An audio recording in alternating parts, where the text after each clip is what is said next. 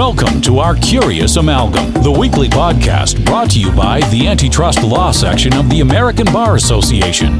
Our Curious Amalgam explores the fascinating and increasingly overlapping world of competition, consumer protection, data protection, and privacy law. Each week, we bring you leading global experts on the most compelling issues of the day. Enjoy the show. Hi, my name is John Roberti, and welcome to our Curious Amalgam, the podcast from the American Bar Association section of Antitrust Law. Today's topic is, Can I Just Disappear? The Privacy Right to be Forgotten. Our section, notwithstanding its name, our section dedicates resources and views an important mission as understanding privacy law in the United States, but also globally. It's an area that has obviously taken on more importance in the past several years.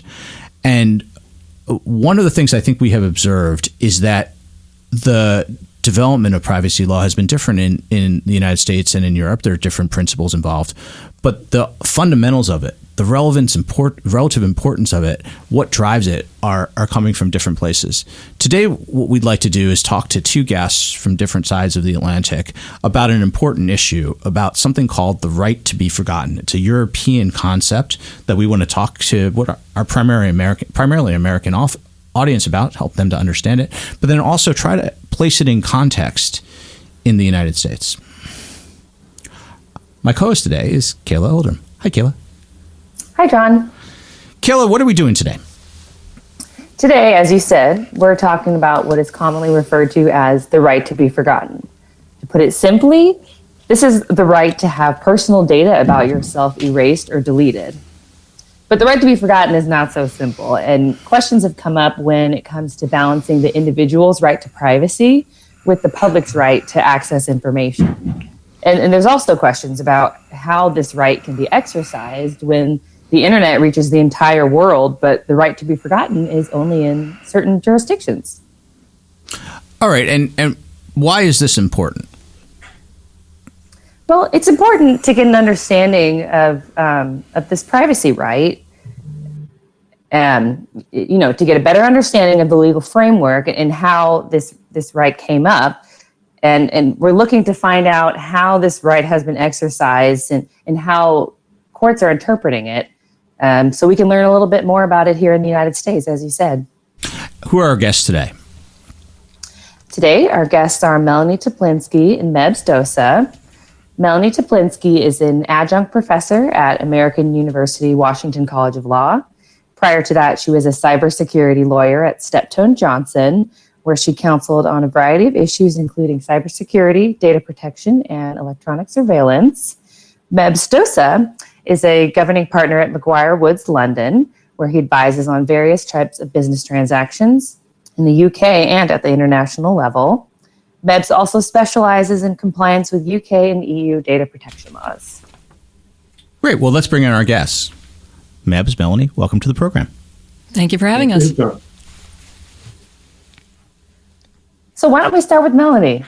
Melanie, what is the right to be forgotten? So as you mentioned, the right to be forgotten is essentially the right for an individual to be allowed to escape their past. For example, by asking Google to delete links and to outdated personal information. And this right, as you mentioned, has been, it had its roots in Europe, in something called the European Data Protection Directive, which was passed way back in 1995. That was the first time that we saw it in law. And how did the EU Data Protection Directive define this right? So in Europe, this right was sort of introduced in a two-pronged manner. One, there was a express right in relation to erasure of your data, but there was also coupled with that, there was a right of objection. So somebody could object to processing of any of your information, which would then result in for example, in the context of online world, delisting of your information. So it's the right of erasure and the right of objecting to processing of your information in certain contexts goes hand in hand. And when this right was originally codified, what were the main goals? So the way that sort of the case law developed is obviously, if you have to go a few steps back, looking at the European Convention of Human Rights, which introduced this concept of right to privacy and private life. And that was further enshrined in EU Charter of Fundamental Rights, that then translated into the EU directive, which provided for the right of erasure and right of objection. Then we came across this case against Google where a Spanish individual objected to processing of his information. That then allowed the courts to develop that data, that particular right in the context of online processing, which then got codified in what we have as our current law, the General Data Protection GDPR. Right, and the right to be forgotten, which was at issue in what you referenced, the Google Spain case, was when the Google Spain case occurred, it was really the first time that Americans took notice of this right to be forgotten. Because the Google Spain case involved someone basically bringing a suit against Google and saying, can you delete some really old information about a bankruptcy proceeding that involved me? I'd like to get that information down because it's old, it's outdated, I don't need it anymore. And the case ended up going to the CGEU, which is the highest court in Europe, like our Supreme Court. And the CGEU said that, in fact, Google had to take down links on their search engine to information that was outdated or irrelevant. And this was a really big deal, and it really defines the difference between American and European law in this space. In Europe, the right to privacy is viewed as a fundamental human right, and it's really viewed as an aspect of human dignity and kind of the autonomy to decide what about you should be in the public space. In the U.S., we have a very different view of privacy, really one that sees privacy as an aspect of our liberty. And typically, the First Amendment would block efforts to take information out of the public domain in the way that occurred in the Google Spain case. So how did the public react in the Google Spain case? How did the European public react? Well, for the European public, this case, Google Spain, was also a revelation because that's where the right of to be forgotten came to prominence. Before that, there wasn't much discussion about it. It was sort of a hidden provision within the directive, but it then came into prominence. And the biggest debate that the court had to undertake was to balance the basic fundamental right of privacy against a basic fundamental right of freedom of expression and access of information, because the right of access of information is also a fundamental right in Europe. It was again embedded in the European Human Rights Convention. So the court had to take a balancing exercise, but it was also faced with this new reality in terms of how information is disseminated in the context of the online world, where a piece of information that is put out in the public domain then uncontrollably is spread across the globe. And the effect that has on an individual and an individual's private life versus a internet user's right to access to that information whenever they use a search engine. So it created a different situation. And also the court had to balance the situation where the rights of a search engine to process this kind of data against the controller who had originally put out the data. So there was an important balancing exercise that the court had to undertake. And the public were fascinated in terms of what they thought was a new right they had got against dissemination of data in an uncontrollable fashion globally. So the right was not automatic. The court had to determine whether the right could be exercised. Is that right? Absolutely. And I think you raise a good point in the sense that the right to be forgotten is not a absolute right in Europe, especially. It has certain limitations, and the courts would have to carry out a balancing exercise against the right to access of or to access of information.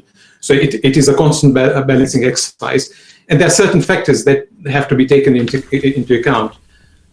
Where, although generally speaking, the right, and this is something that came out of Google Spain, that the court did accept that, generally speaking, the right to privacy will triumph over the right to access of information. But in certain circumstances, that's not a given.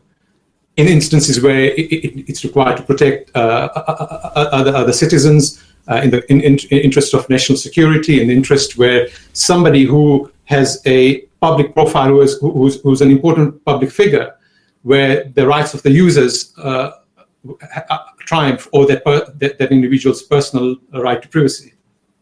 Yes, and in fact, one of the criticisms of the decision is that the court in the Google Spain case essentially delegated to Google the decision-making on how to balance these different factors. So, for example, when you're taking into account all these different factors, is the individual at issue a public or a private figure? Does the link that you're being asked to take down come from a reputable news source or a non-reputable? All of these factors have to be weighed by Google. And Google has had to, I'm just looking for the number, since May of 2014, the number I have is that Google has received more than 845,000 requests to remove 3.3 million web addresses. And about 45% of those links were ultimately delisted. So you can imagine Google's in a very uncomfortable position now of weighing these interests, these important interests. And there have been concerns, certainly on this side of the Atlantic, that there's pressure for companies to accede to the demands of individuals to take down information, because if they don't take it down, and they should have, they can be fined by their regulators. If they do take it down, even though they shouldn't have, there's no fine. So there's a tendency to err on the side of taking things down, which is concerning on this side of the Atlantic. And I'm sure it's concerning on your side of the Atlantic as well. Absolutely. And one sort of key distinction that I think we should sort of examine here is that in the directive, the old European data privacy law, the burden of proof was left on the individual to show that their right to privacy trumped the right to access of information. But in the Google Spain case, the court took a different decision where they said, generally, the presumption is in favor of the individual against the company. And that is what has been codified in law now under GDPR. So the way the process works is that if an individual wants their information deleted, the company would have to delete that information unless they can show an overriding legitimate ground to process their data. And that has to be a compelling, legitimate ground to process that information. If they cannot show that, then they have to delete the data. If they can show that legitimate ground of processing, which overrides the individual's right, then the court said, then you have to, after that, carry out a balancing exercise, your rights against the individual rights. So it has tilted the balance generally in favor of individual. And if you look at case law as well, generally, although there are two fundamental rights, right to privacy and the right of access to information and freedom of speech, generally case law has slowly tilted the right in favor of the individual, which is why these large companies, especially in the age of information, are finding extremely difficult to respond and respect that right. And it's a huge cost to them. So how do these cases get to the courts? Does the law allow for an appeal of a denial from the data controller? Yes, it allows for an appeal to the courts, to either the national courts or the national regulators. Yeah, and generally in Europe, the way it would work is, as you probably know, data subjects have rights to complain and object. So they would object if to the relevant company. If that right is not respected, they then have the option to go to the authorities.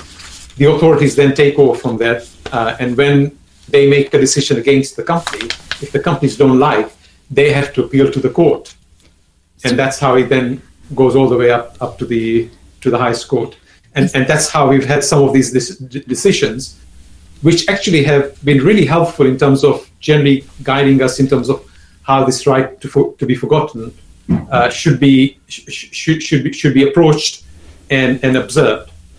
Yeah, so one of the recent examples, which was in the fall of 2019, was a Google case in which Google was asked to remove links to information that pertained to a French citizen.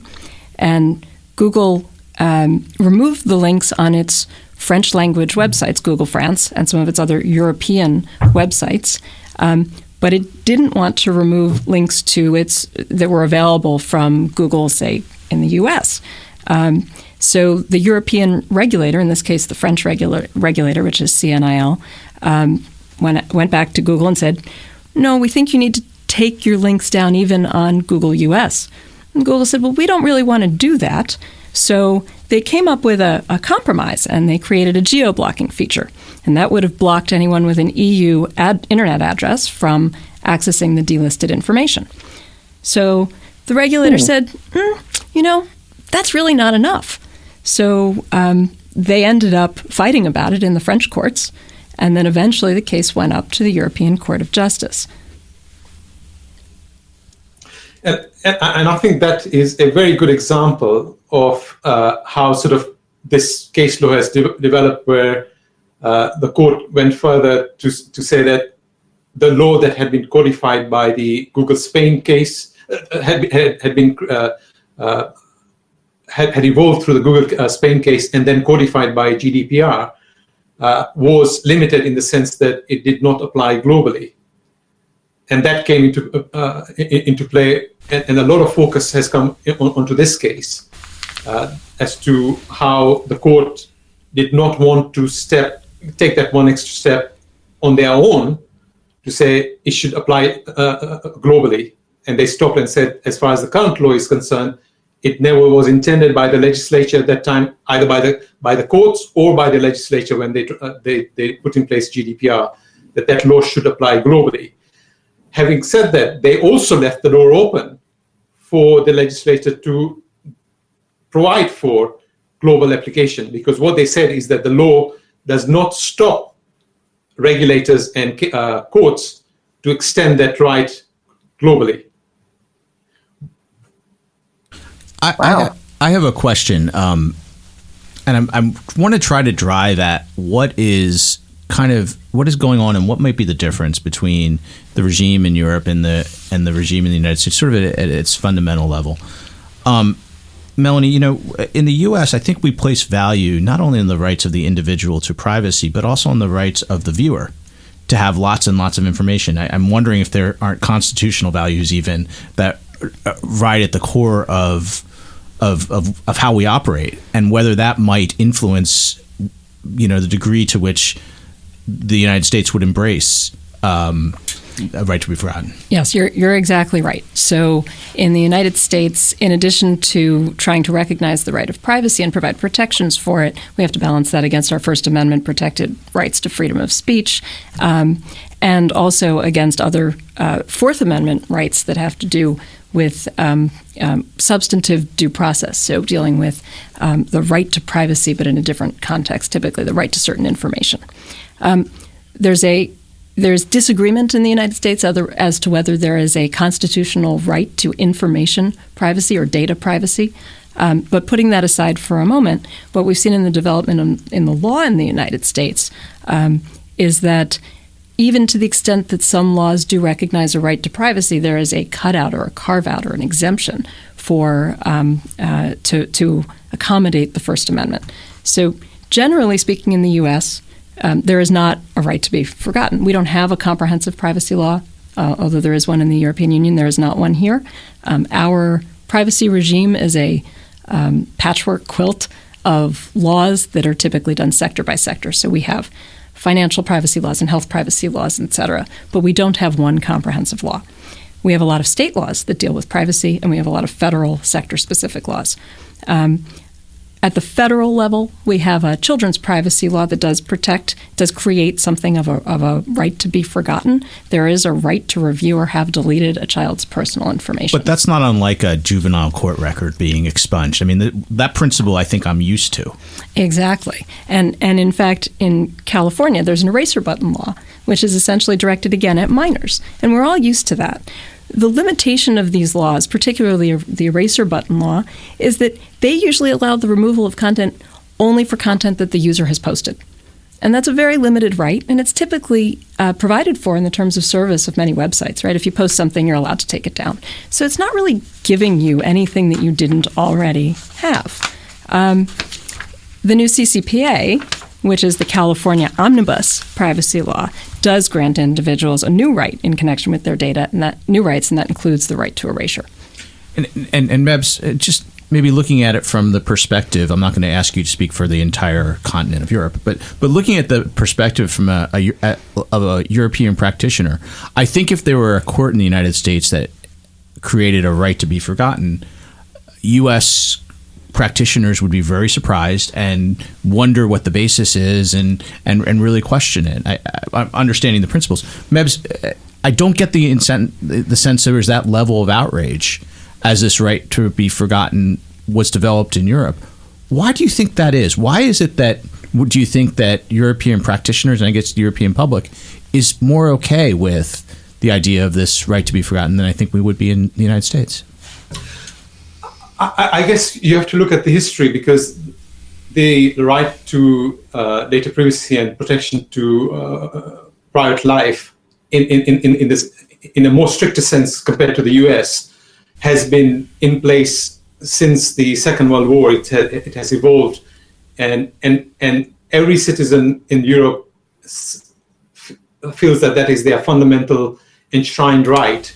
So they have always, for generations, lived with that kind of protection, and that has further evolved over a period of time, and it came to the core with the EU directive on data protection, and now more so with GDPR especially, and it just shows how important that right has been and is expected by Europeans, that GDPR went and applied its jurisdiction extraterritorially, which generally you don't see Europe doing. Another difference is that in the United States versus in the European Union, media has really been viewed as the enemy of privacy. You see a lot of cases, even relatively recently, of royalty seeking to be shielded from the tabloids. And much of the case law in Europe that's definitive in this space has stemmed from those types of cases. Whereas in the U.S., the enemy of privacy isn't the media, it's the government. And so the U.S. law has typically focused on restraining the government from imposing upon our liberty. So there are very distinctive historical paths that have been taken in each country. And Melanie, what elements of the right to be forgotten do you think could be imported and would continue to be consistent with what I'll call American values? Right. So this is actually really interesting. This is what the CCPA, which was just passed in California, is trying to do effectively. They've imported lots of the elements of the EU or GDPR approach to the right to be forgotten. But what they've done is they've left themselves a First Amendment exception, the scope of which will be defined by the courts, I suspect. And so there's an expectation that the First Amendment exception will end up being broadly interpreted in the courts because it's in the United States. If this exact same law had passed overseas, we would have expected the opposite, that the exception would be drafted rather narrowly. Mebs, you're an international practitioner. I know you deal regularly with U.S.-based lawyers and lawyers around the world. Do you get questions about this right to be forgotten? And what do you say to people when they say they don't understand it? How do you explain the values that are behind it? Very difficult. We sometimes get a sense of sort of response in terms of shock and horror as to the extension in terms of the ability of an individual to dictate and require large companies to sort of delete their data and to be forgotten completely. It's a question of sort of over time you tend to get people to understand why this is an important requirement in the EU, and the fact that it's treated as a human right and supported by courts. But I guess sometimes, in most cases, it's business necessity that people tend to accommodate and accept that as a right in order to operate in Europe. And Mebs, back to you with a follow-up question. Where do you see this going? What are the next developments going to be in Europe on the right to be forgotten? I think based on the case that Melanie mentioned, and then another case in October 2019 that came about, which was against Facebook Ireland in relation to erasure of certain information that was put on the Facebook platform. where there was talk about whether the right to be forgotten should extend globally. And I think the space is now open as to whether the courts and the legislature in Europe will legislate and enforce that right globally. As we've seen with GDPR, the intention was to apply it globally, but in the case, the Google 2 case that Melanie mentioned, the courts held the European court held themselves back and left it to the legislature to decide whether they did want the right to be forgotten to apply globally. So I think that is the next step, where we will see whether that will allow European courts and legislature to extend the law so that they can enforce it globally. And Melanie, same question to you for the U.S. What do you see in terms of the development of a similar provision in the U.S.? Oh, in terms of the development of a right to be forgotten in the U.S.? So I think there are the CCPA, which is the California rule, is kind of the stake in the sand, so to speak. States typically will watch one state pass a law, and then you'll see kind of copycats popping up. So I wouldn't be surprised to see more of that. And then on the global scale, you asked a question a minute ago about where is this all going, and I think the answer is it's really part of a broader fight about digital sovereignty, about who's in control of content on the internet. There are longstanding principles that one country can't impose its laws on another country with regard to speech, but we haven't yet come up with the rules of the road. And so I think this small argument about the right to be forgotten is really one piece of that broader fight over how the internet is going to be governed going forward. And if I can add to that point, and I think Melanie makes a good point, because if you see the two cases in 2019, the Google versus Canil and the Facebook case, the European Court of Justice shied away from taking that step because they thought it was not their place to infringe third country sovereignty, and they've left it for the courts to take into account international law and other countries' laws and jurisdiction before they take that step of applying this right to be forgotten on a global basis. But there is justification where, in a world where there are no boundaries in terms of how information flows, that perhaps that right should extend globally. Right. As more Americans become aware of this, do you see the right expanding in the United States? Do you see the legislatures ever going as far as Europe has gone? I don't think the courts will. I don't think the legislatures will go as far as Europe has gone.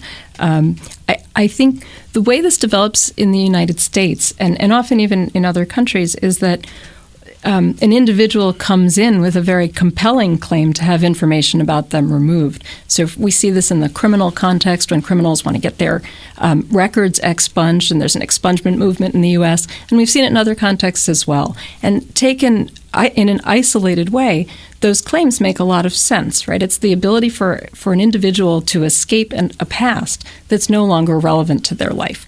But I think ultimately, those cases in the United States are viewed within a broader context, which understands that there's a strong First Amendment desire to have access to accurate information for the purpose of maintaining our democracy and for other purposes. And so I think in the United States, you will not see the development of a right that's as strong as what you'll get in Europe.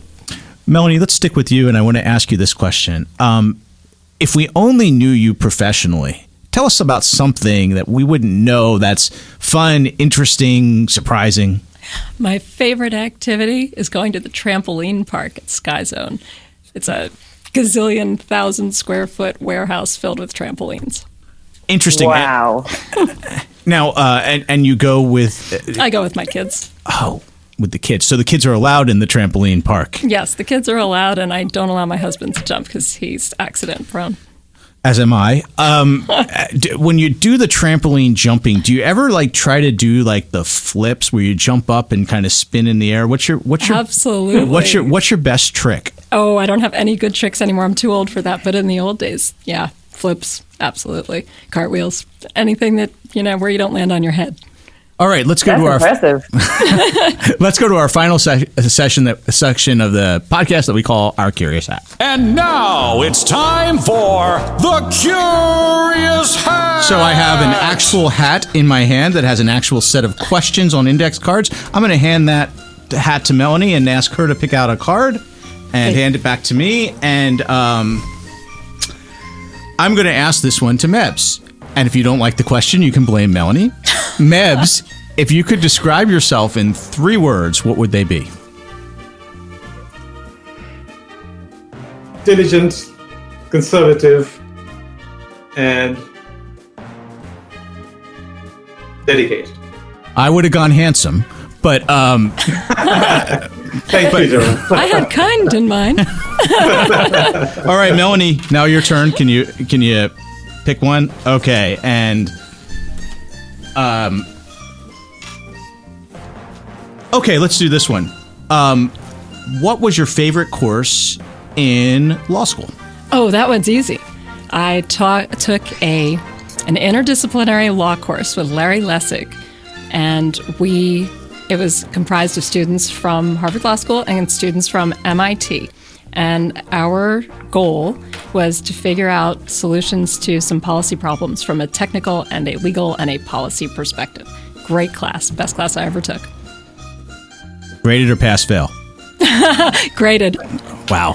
Well, now the pass-fail ones were always my favorite, but I think that's all we have time for. Thanks for everybody. We will see you next time on Our Curious Amalgam. Thank you for listening to this week's episode of Our Curious Amalgam, a competition, consumer protection, data protection, and privacy law podcast. It is produced and shared around the globe by ABA's Antitrust Law Section.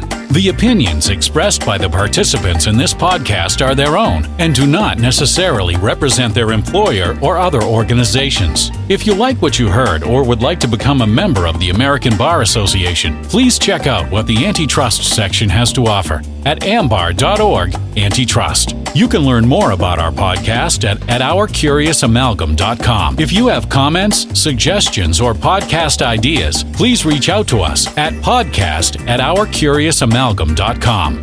Until next time, thank you for listening.